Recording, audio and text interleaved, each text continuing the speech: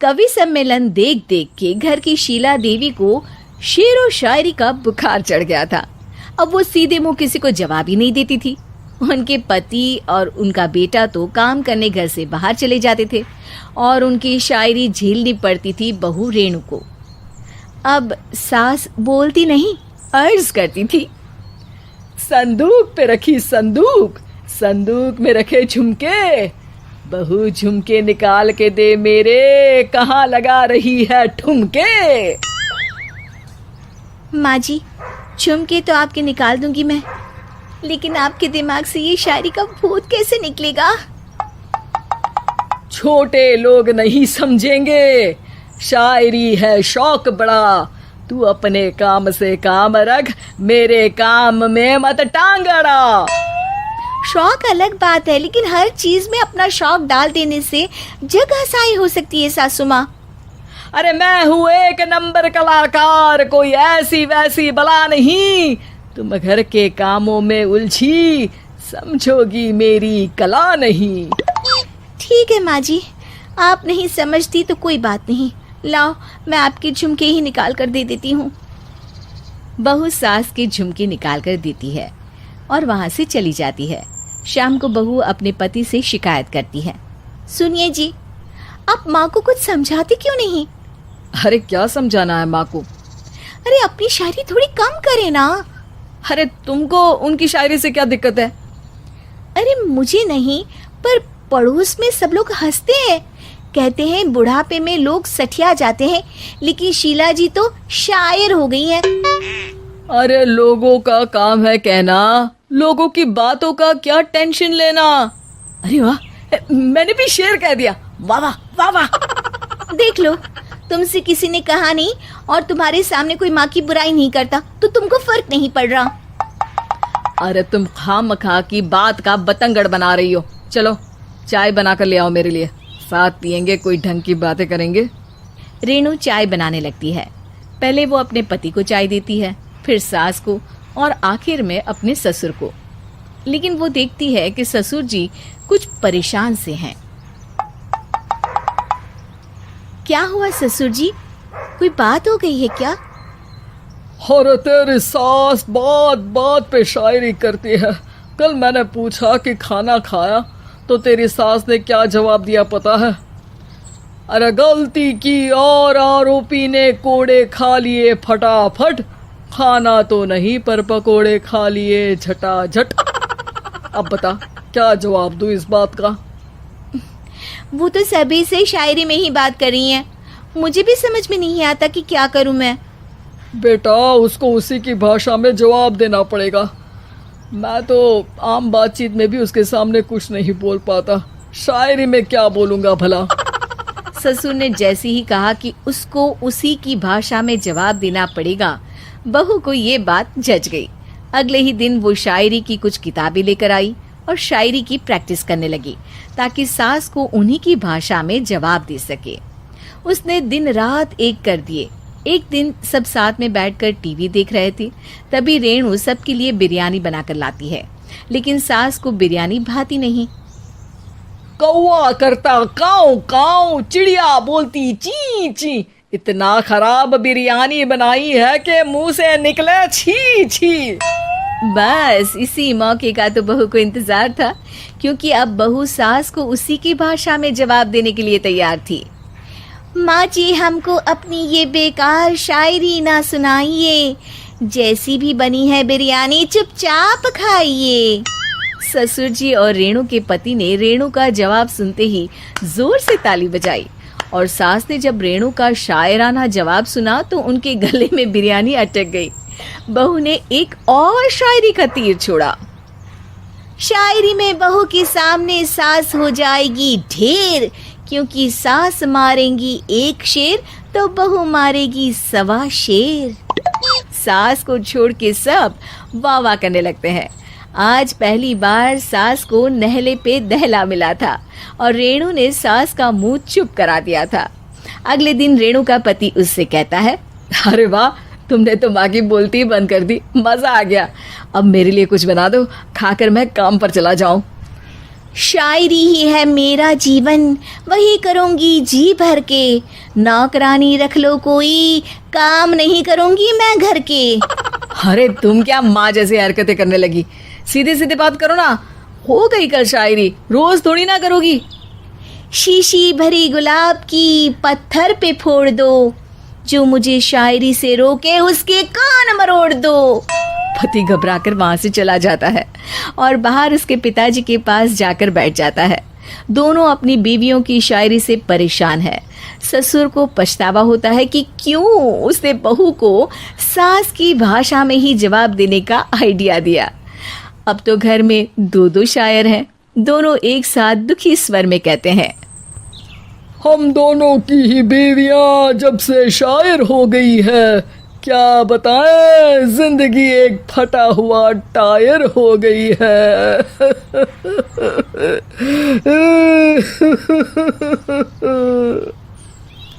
हम दोनों की ही बीवियां जब से शायर हो गई है, क्या बताए, जिंदगी एक फटा हुआ टायर हो गई है।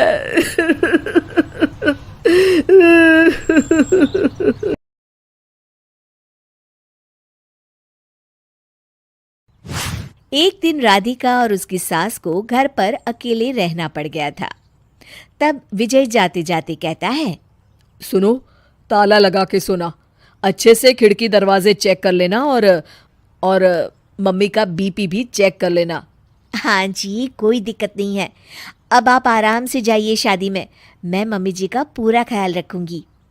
और अपना ख्याल भी रखना। हाँ जी, अपना भी रखूंगी। अब जाइए ना आप।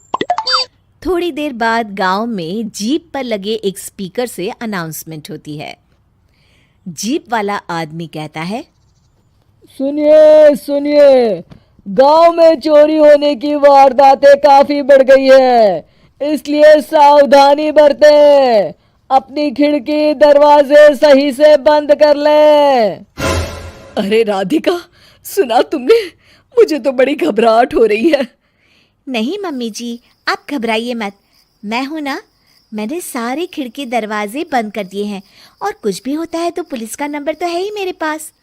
अच्छा, मेरी तो सांसें तेज चल रही है बेटा। एक तो ये विजय भी घर पर नहीं है। मम्मी जी, वो भी जल्दी आ जाएंगे, मेरी अभी फ़ोन पर बात हुई थी। आप बस रिलैक्स रहिए। उधर दूसरी तरफ दो चोर रात में गांव में चोरी करने का प्लान बनाते हैं। दोनों सास बहू अकेली है उस घर में। अच्छे से पता लगाया नो? हाँ, कोई और नहीं है घर पर। अच्छा मौका है हाथ साफ करने का। अरे वाह, अब आएगा मजा। देर रात को जब सब कुछ सुनसान होता है, दोनों चोर गांव की तरफ निकल जाते हैं। अरे कौन सा घर है? वो कोने वाला, तुम बस मेरा पीछा करो। ठीक है। दोनों दबे पांव बचते बचाते राधिका के घर के बाहर तक पहुंच जाते हैं। ये सास बहू बड़ी चालाक है, कितना कस के सब बंद किया हुआ है, एक भी खिड़की नहीं खुल रही। चोर खिड़की खोल ही रहा होता है कि तभी बिजली जोर से कड़कती है और चोर डर जाता है। राधिका की सास भी चौंक कर उठ जाती है। राधिका भी उठ जाती है। क्या हुआ माँ जी? घबराइए मत, मैं आपके पास ही हूँ। तुमने कुछ आवाजें सुनी? माँ जी, बस बिजली कड़की है, आप बेवजह परेशान हो रही हैं। मैं आपके लिए पानी लेकर आती हूँ। ठीक है बेटा। राधिका जैसे ही पानी लेने के लिए उठती है, उसे खिड़की से चोर की परछाई दिखती है। ये देखते राधिका थोड़ा घबरा जाती है। वो अपनी सास को इशारा करती है। उसकी सास भी चोर को देखकर डर जाती है। शांत हो जाइए मम्मी जी। श्श। अरे मगर कैसे बेटा? हे भगवान, विजय को फोन लगा बेटा। माँ जी, इस वक्त अचानक वो पहुंच भी नहीं पाएंगे। मैं कुछ करती हूँ, आप बस शांत रहिए। उधर चोर अपने काम में लगा हुआ है। वो सब सामान देख रहा होता है। तभी उसको आवाज आती है। सुनिए जी, देखिए तो, खिड़की के पास कोई है। मुझे लगता है चोर है। अरे, इसका पति तो घर पर है। नहीं, वो बाहर गया हुआ है, मैंने उसे खुद बस से जाते हुए देखा था। तो ये बातें किससे कर रही है? राधिका जानबूझकर जोर जोर से बातें करने लगती है। सुनिए जी, जल्दी आइए ना बाहर, मुझे पक्का शक है कि घर में कोई घुस आया है। अरे लगता है इसका पति आ गया है, ये दोनों अकेली नहीं है। भोलू की जानकारी तो गलत थी, भागो। चोर घबराकर जल्दी जल्दी बाहर की ओर भागने लगते हैं। तभी एक चोर का पांव फिसल जाता है, मगर वो फिर से जल्दी से खड़ा होकर भागने लगता है। वो गली के कोने तक पहुंचने ही वाला होता है कि पुलिस उसको पीछे से आके पकड़ लेती है।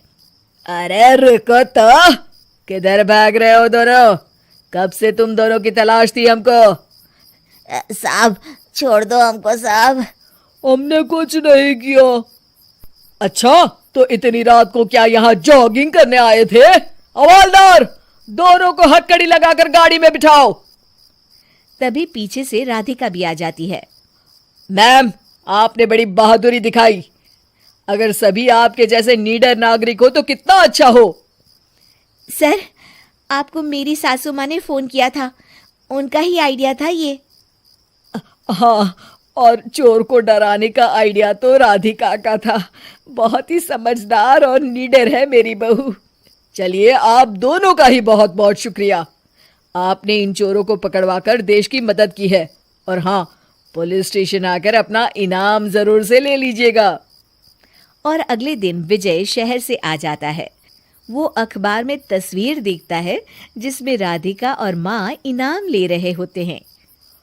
माँ, आपको कोई चोट तो नहीं आई है ना? अरे ना बेटा ना, जब तक राधिका साथ है तकलीफ कैसी।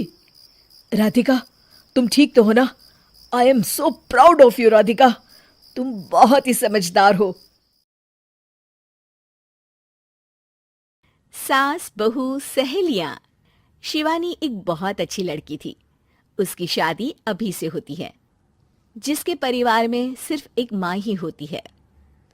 शिवानी, माँ ने बहुत हिम्मत और मेहनत से मुझे पाला है। पूरी जिंदगी मेहनत की और मुझे इस लायक बनाया। शादी के बाद मेरी तुमसे सिर्फ यही रिक्वेस्ट है कि तुम उन्हें अपनी माँ की तरह ही मानना। तुम टेंशन ना लो, तुम्हें शिकायत का कोई मौका नहीं मिलेगा जनाब। ऑफिस में अभी का दोस्त कहता है, अरे यार, जोर की नींद आ रही है, मन कर रहा है सो जाओ। अरे क्यों, क्या हुआ?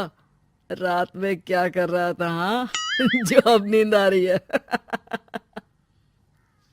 अरे यार समझ ले, घर जाने का मन ही नहीं करता। ज्यादा ही माँ पकड़ लेती है बीवी की बुराई, और फिर कमरे में बीवी करती है माँ की बुराई। समझ में नहीं आ रहा क्या करूं। यार ना सुनो तो मुसीबत, सुनो तो मुसीबत। हाँ यार, मेरी भी नई शादी हुई है।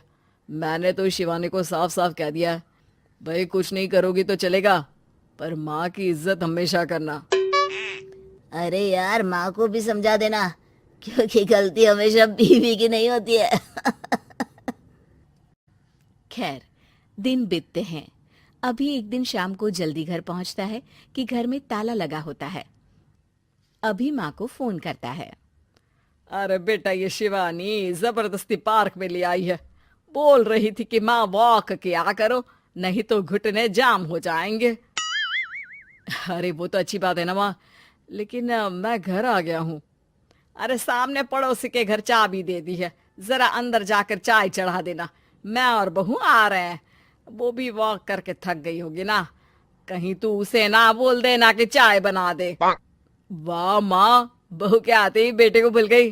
ठीक है, चढ़ा देता हूँ चाय, आकर छान लेना। सास बहू मजे से घर आते हैं। अरे अभी चाय बना दी हो तो ला दे जरा। माँ जी, ये ज्यादा हो जाएगा, आप हाथ मुंह धो लीजिए, मैं लाती हूँ तीनों के लिए चाय। अरे बहू, रात की सब्जी मुझे दे देना, मैं बैठ कर काट देती हूँ। तू जा, आज तेरा पति जल्दी आ गया है तो कहीं घूम कर आ। माँ तू भी चलना, साथ में चलते हैं। कई दिनों से तू भी तो नहीं गई कहीं। हाँ हाँ माँ, चलो ना। अरे नहीं, वो तेरी चाची आ रही है, वो कभी भी आ सकती है, तो मैं घर में ही रुक जाती हूँ। ठीक है माँ, हम दोनों होकर आते हैं। दोनों पति पत्नी घूमने निकल जाते हैं। लेकिन लौटने में उन्हें काफी रात हो जाती है। सुबह, अरे बहू, जरा अपनी चाची सास से भी तो मिल ले। मैं तो शाम को आ गई थी, मुझे क्या पता था कि तुम दोनों रात भर घूमते हो, बेचारी सास को घर में अकेला छोड़कर। अरे नहीं नहीं, मैंने ही तो बोला था जाने को, लेकिन ये नहीं पता था कि ये लोगों को आने में इतनी देर हो जाएगी। शिवानी को सास की बात थोड़ी बुरी लगती है, लेकिन वो कुछ नहीं कहती। माँ जी, ये लीजिए, सब्जी काट दीजिए, मैं नाश्ते की तैयारी कर रही हूँ। अरे थोड़ा जल्दी जल्दी हाथ चलाना सीख जा, तेरी सास बता रही थी कि तू कैसे हर काम में ढीली है। शिवानी को ये तो पता था कि सास उसे ये कहती है, लेकिन वो ये बात चाची सास से भी कह देंगी, वो शिवानी नहीं जानती थी। हाँ चाची, किसी में कुछ अच्छाई होती है तो किसी में कुछ। कई बहुएं ढीली नहीं होती, लेकिन कुछ ज्यादा ही तेज होती हैं। अब आपकी बहू नेहा को ही देख लीजिए, माँ जी बता रही थी कि अरे बस बस बहू, बस। नहीं नहीं, क्या बस? अरे क्या बात करते रहते हो तुम लोग मेरी बहू नेहा के बारे में, जरा बताओ तो। अरे वो पूरा काम करती है, बैठे बैठे नाश्ता खाना सब देती है, तेरी तरह नहीं। मम्मी जी सब्जी काट दो, हमें आने में रात को देर हो जाएगी मम्मी जी। शिवानी को गुस्सा तो बहुत आता है, लेकिन वो कुछ नहीं कहती। चाची सास के जाने के बाद शिवानी तैयार होकर पार्क में वॉक को निकल जाती है।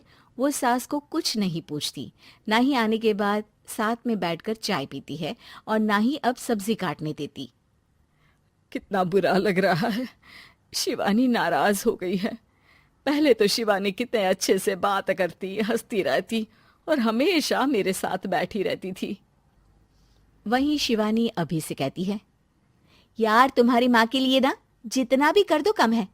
चाची सास को कह रही थी शिवानी कामकाज पे ढीली है, लो अब कर रही हूँ सारा काम, बस हाँ बात नहीं करूंगी, देखते हैं क्या करती हैं अब। वहीं सास बेटे से कहती है, अरे पता नहीं तेरी बीवी को क्या हो गया है, न बोलती है न कोई बात करती है, ना ही अब मुझे वॉक पर ले जाती है। बेटा, माँ वो तो तेरा पूरा ख्याल रख रही थी, लेकिन लगता है चाची ने उसे कुछ कहा है तेरे बारे में। उसे लगता है कि तू उसकी बुराई करती है। तभी वहां शिवानी आ जाती है। लगता नहीं, करती है ये मेरी बुराई। अरे सब लोग परफेक्ट नहीं होते। मम्मी जी ये बताइए, आपने जब उनकी बहू नेहा की जरा सी बात की तो कैसे भड़क गई चाची कि मेरी नेहा के बारे में कोई कुछ नहीं कहेगा? बोलिए। माँ आप तो जानती हो ना कि वो कितनी तेज है। दादी ने भी उन्हें घर से निकाल दिया था। और आपको क्या लगता है कि नेहा भाभी से उनकी पटती है? अरे तभी तो घूम घूम कर रिश्तेदारों के घर पर रहती है। हाँ बेटा, ये तो तू ठीक कह रहा है। वैसे मैंने शिवानी के लिए ये कहा था कि काम धीरे करती है लेकिन अच्छा करती है। ये बात तो चाची ने बताई ही नहीं, उल्टा बात का बतंगड़ कर गई। माँ दुनिया यही चाहती है, खासकर रिश्तेदार किसी की सास को भड़का देते हैं तो किसी की बहू को। अरे बर्दाश्त ही नहीं होता कि सास बहू माँ बेटी की तरह रहे। अरे बेटा, मैं क्या जानूं कि किसके मन में क्या है। माँ बस तू और शिवानी ये बात जान लो कि कोई भी सुख दुख होगा तो तुम दोनों ही साथ होगी, दूसरा कोई नहीं। हाँ माँ, अगर हम मिलकर रहेंगे तो अभी भी तो खुश रहेगा, और वो खुश रहेंगे तो हम दोनों भी खुश। क्यों माँ?